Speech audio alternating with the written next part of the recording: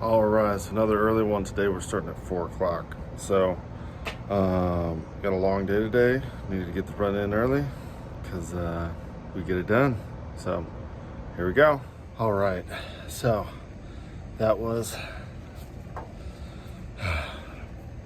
a good run.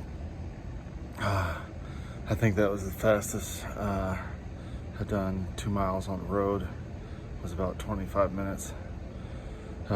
Again,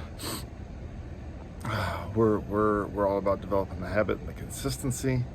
I'm not necessarily looking to build speed yet. If speed starts to come because of the consistency, so be it. But we are doing what we said we were going to do, and we're staying accountable, because that is the difference maker. People who are accountable get crap done. All right, so a beautiful day today.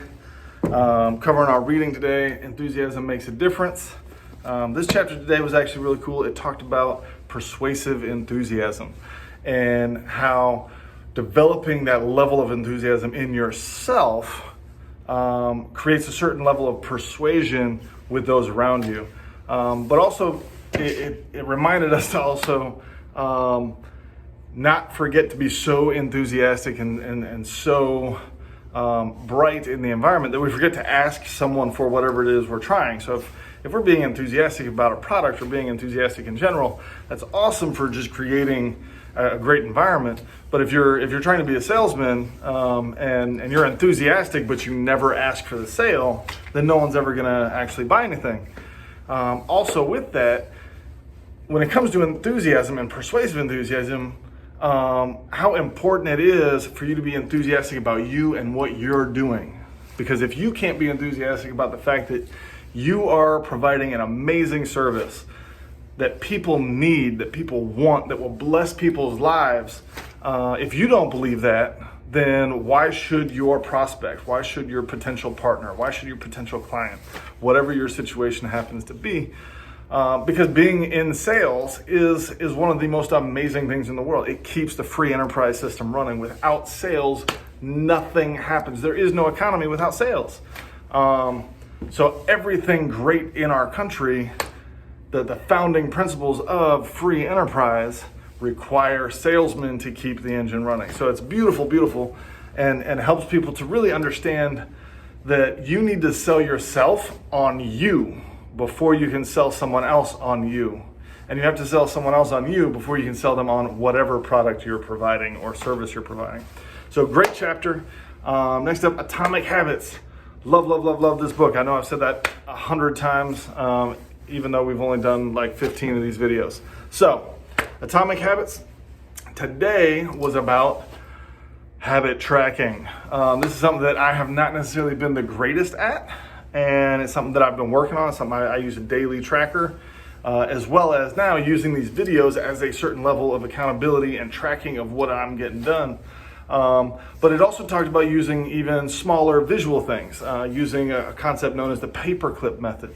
What this was a gentleman started each day, had 2 mason jars, one on the left, one on the right. One started full of 120 paper clips, and then the other one was empty. And what he would do was he would get on the phone, he'd make a sales call, regardless of the outcome, positive, negative, lukewarm, whatever. When he hung up that phone, immediately he moved to paperclip. So he got some immediate feedback, which was he got to see a change in those 2. So he would do that all day, and he would not stop making phone calls until all 120 paper clips had moved from one jar to the next. And what that did was that put him in a position where before long he was moving, I believe they said somewhere around $5 million worth of sales, which was creating about 75 grand a year in income for him.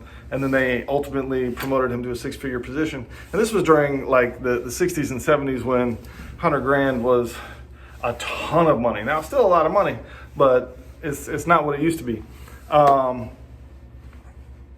Now, they also talked about being creative and finding unique ways of leveraging that concept, right? So 150 paper clips isn't going to work for everyone. Some people use bobbins, some people they have 3 coins in one pocket and they're moving them, but it creates this positive feedback loop.